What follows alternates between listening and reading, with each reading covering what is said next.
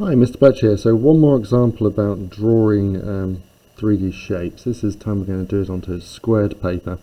So I'm going to sort of pretend that my squared paper here is centimetres squared, although it's not really centimetres squared, but it's kind of close. So we've been given a three-dimensional drawing of a cuboid with the dimensions annotated on. So we just need to decide how we're going to represent that on our squared paper, assuming that our squares are centimetres squared. So we've got a 5 centimetre length and 2 centimetre lengths. So we've got squares at either end and then some rectangles. So what we really need to do is just decide which way round we're going to do it. So I think the way I'm going to do it is sort of the way it's shown in the picture. So that the 5 centimetres is going to be the width. So let's start that off then.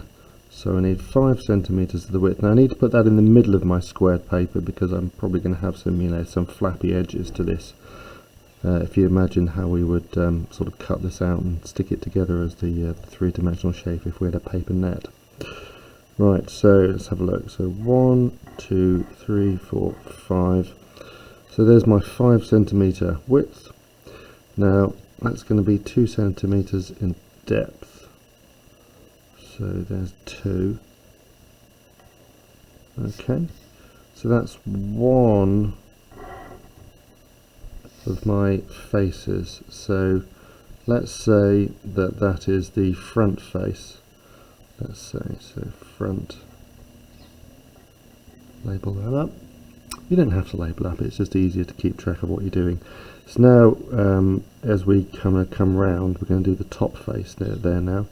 So the top face is 5 centimetres wide and 2 centimetres deep again. So that's the same as the one we've just done. Okay, so we'll put that on with our ruler or protractor edge in my case.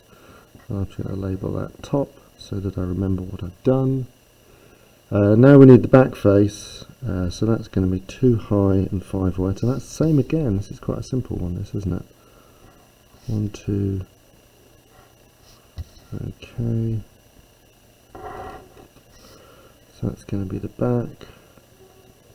Now we need the bottom again. That's 2 by 5. So same again. Oh, this is a nice simple one. There we go. So that is going to be the bottom.